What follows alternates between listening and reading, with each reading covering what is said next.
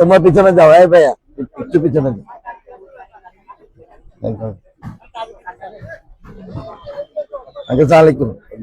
দর্শক C plus টিভির Facebook লাইভে তোমাদের স্বাগত জানাই। সাথে আছি আমি নাইমুর রহমান। আছি বর্তমানে চট্টগ্রামের বাঁশখালী উপজেলার বাহারচড়া ইউনিয়নে।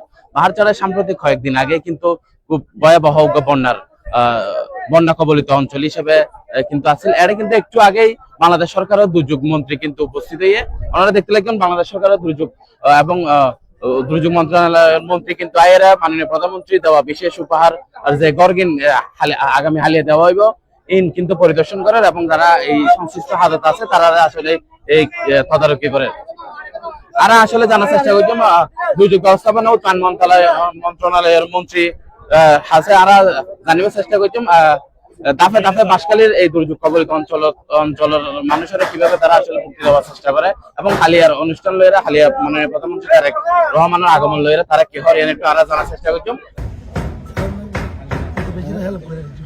প্রতিবেশী কি প্রত্যেকদিন হেল্প করবে? তিন বেলা খেতে হয় না মানুষ। তা আপনার কি কিছু করে দিতে হবে? কিছু করে খাইতে পারবেন? কি করতে পারবেন বলেন? সেলাই মেশিন টেশিন যদি দেই আমরা বা কোনো ছোট দোকান। আচ্ছা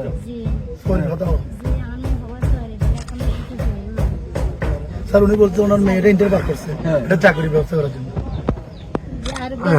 একটা এসএসসি পাস করছে, একটা ইন্টারভিউ করছে। এসএসসি একটা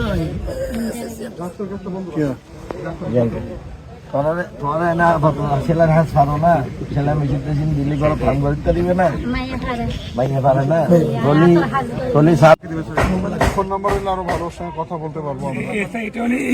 আপনি কাগজটা নেন আর নাম্বারটা দেন। নম্বর কি হবে? আপনার নাম্বার আছে না? গত কিছুদিন আগে প্রচুর বৃষ্টিপাত এবং পাহাড়ি ঢলের কারণে বিস্তীর্ণ অঞ্চল প্লাবিত হয়েছিল। তাৎক্ষণিকভাবে আমি এসেছিলাম বাঁশখালীতেও সফর করে গিয়েছি। আমরা জরুরি খাদ্য সরবরাহ করেছিলাম, তাদের মধ্যে আমরা অর্থ নগদ বিতরণ করেছি, প্রশাসন থেকে শুকনো খাবার দেয়া হয়েছে। এখন পুনর্বাসনের কাজে আমরা হাত দিয়েছি। ইতিমধ্যে কৃষি মন্ত্রণালয় থেকে কৃষকদের মধ্যে বীজ দেওয়া হয়েছে। আমি আসার পথে দেখলাম যে প্রচুর বীজ তলা গাজিয়েছে। এখন হচ্ছে যে সমস্ত মানুষের বাড়িঘর পানির কারণে বন্যার কারণে ক্ষতিগ্রস্ত হয়েছে সেগুলোকে আমরা অল্প সময়ের ভিতরে কিছু ঘর আমরা নির্মাণ করার একটা পরিকল্পনা নিয়েছি। তার অংশ হিসাবে আগামীকাল আমাদের মাননীয় প্রধানমন্ত্রী এখানে আসবেন এবং এই ঘরটা হয়তো এই গরিব মানুষের হাতে হস্তান্তর করবে। এটার আমাদের কার্যক্রমটা ব্যাপক হবে, এটা চলমান থাকবে, অব্যাহত থাকবে। স্যার একটা প্রশ্ন, যে যুগের পর যুগ ধরে বাঁশখালীবাসী সবসময় কি এরকম বন্যা ক্ষয়ক্ষতিগ্রস্ত এভাবে থাকবে স্যার? স্থায়ী কোনো পদক্ষেপ কি স্যার বাঁশখালীবাসীর জন্য হবে না? এটা তো আমাদেরকে দেখতে হবে যে এটা কি কারণে। এটা তো অনেক বছর পরই হলো। আমার যতটুকু খাল খনন তো আমরা করতেছি, আমি গতবার এসে খাল দেখে গেছি। যদি খালগুলোকে আমরা সঠিকভাবে খনন করতে পারি তাহলে দেখা যাবে বর্ষাকালে পানি দ্রুততম সময়ে নেমে যাবে, আর যখন শুকনো মৌসুমে ওই পানি দিয়ে কৃষকরা চাষবাস বিশেষ করে স্যার বাঁশখালীর বেড়িবাঁধ যেটা আছে স্যার, সেটাই প্রধান সমস্যা স্যার। সেটা নিয়ে কি বলবেন? অক্ষত অনেক সময় ভেঙে যায়, এই বেড়িবাঁধের কারণে আসলে সমস্যাটা হয়।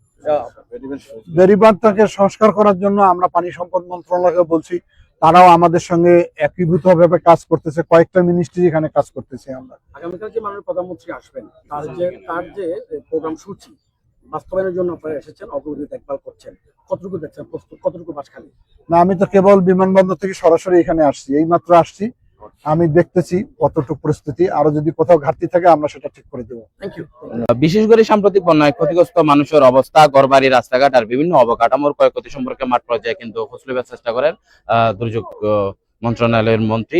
আর এদিকে আগামী হাল গুরুত্বপূর্ণ সফর স্থানীয় প্রশাসন আর সংশ্লিষ্ট রাজনৈতিক কর্মকর্তা, স্থানীয় এমপি আর বিএনপি নেতা কর্মীদের মধ্যে ব্যাপক প্রস্তুতি চলে।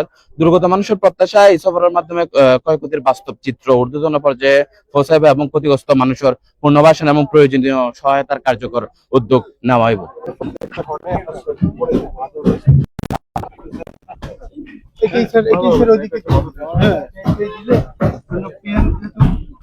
ত্রাণ মন্ত্রণালয়ের মন্ত্রী আসাদুল হাবিব দুলো আসলে আনারা জানাই বাঁশখালীর এই যে প্রাকৃতিক দুর্যোগ বাঁশখালীবাসীর মানুষের রক্ষা করিবার লাই সাগর পাড়ের পাশে স্থায়ী ফেরিবান নির্মাণের ঘোষণা দিয়ে এবং পাশাপাশি বাঁশখালীবাসীর যে দুঃখ জলকতার হাল, এই জলকতার হাল সংস্কার করানোর আশ্বাস দিয়ে বাঁশখালীবাসীর মানুষের প্রত্যাশা এই আশ্বাস যেন দ্রুত বাস্তবে রূপ ধারণ করে এবং বহুত বছর ধরে এর বাঁশখালীবাসীর মানুষ যে হস্তকার এই হস্তক্ষণ যেন আসলে বাঁশখালীবাসীর মানুষ মুক্তি পায়।